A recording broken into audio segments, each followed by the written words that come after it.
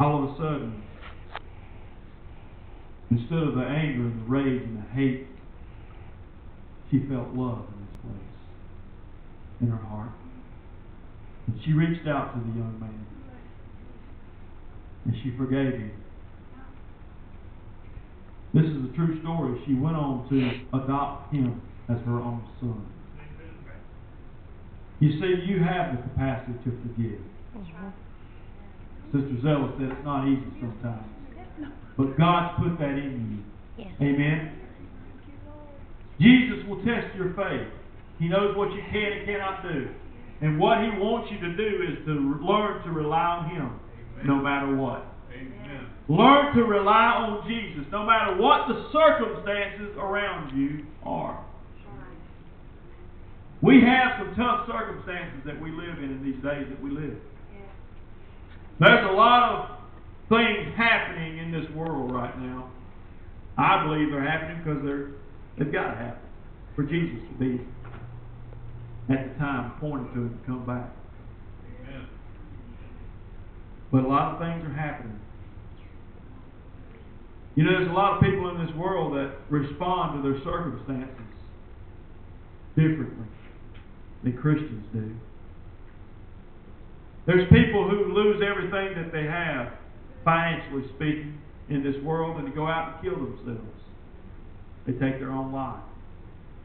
There's people who lose hope because of circumstances like divorce, and they lose hope and take their life. But see, Christians don't have to go there. We have a greater hope. Our circumstance don't dictate to us our hope.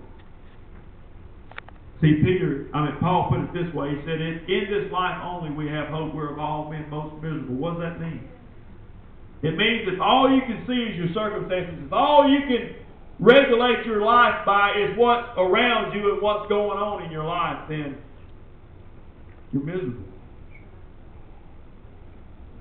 But if you have something different to hold on to, something more powerful, something higher, more mighty, more awesome than your circumstances, then you can have hope. You can hold on to life. What is life? Jesus said, I am the way, the truth, and what? The what? The life.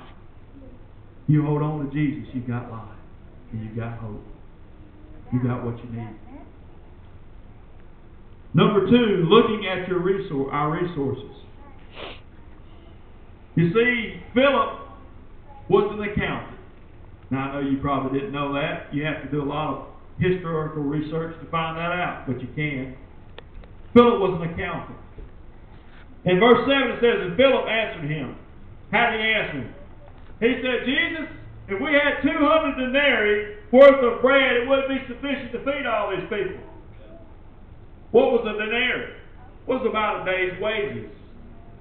200 days' wages. Let's just say the average person makes about $100 a day.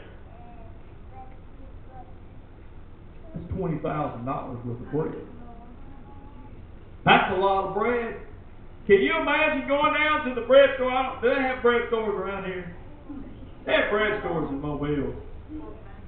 Fort Payne's got a bread store. I know they used to have one. I don't remember if it's still there or not. But you imagine going down to the bread store and saying, I need $20,000 worth of bread.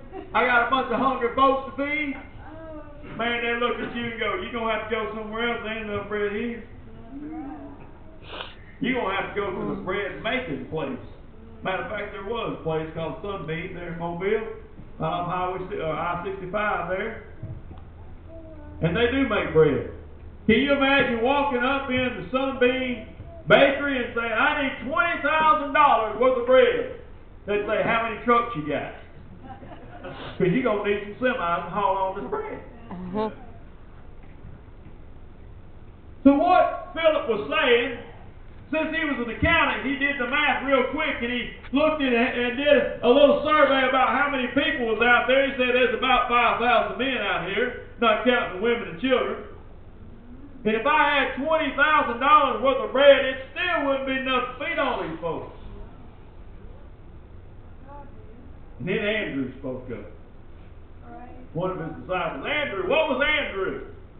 Well, there again, if you do a little Bible study and a little historical research, you find out Andrew was a chief among his people.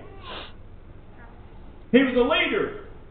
He was a chieftain over his family and the people around him there. He was kind of a head man.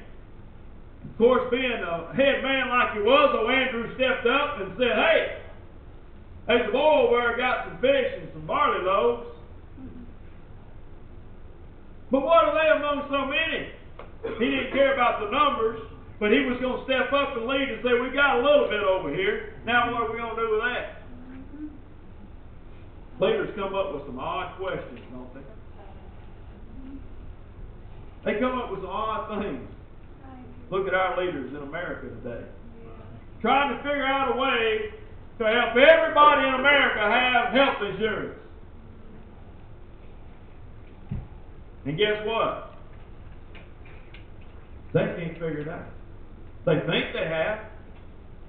But how are you going to make somebody pay for something when they ain't got no money? Put them in jail? How you going to put them in jail when all the jails are overflowing anyway? Hello? What are you going to do? Take their house and the cars? A lot of big people are losing those anyway.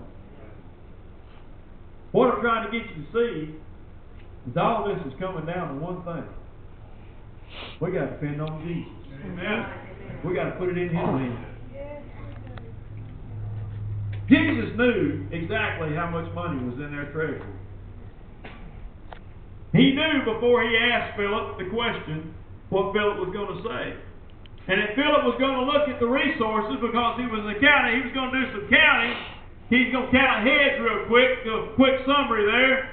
He's going to say, hey, this is about how much it takes, but that probably wouldn't still be enough. He knew all that. But what he was trying to get Philip to say is, don't count on your resources, Philip. Don't look at the tangibles that are at your fingertips. There's something greater here. And that's exactly what he was trying to get Philip to see. The demand is always greater than the supply. The demand is always greater than the supply when you leave God out of the equation. Amen?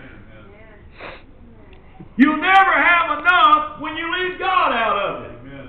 You'll never have enough offering in the offering plate. You'll never have enough money in the bank account or the savings account to take care of what you need when you leave God out of the equation. Many people leave God out of the equation.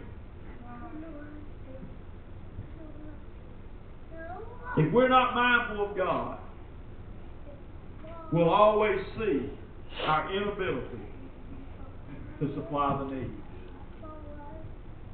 I like what my dad used to say. He used to say, son, can't do anything. Amen.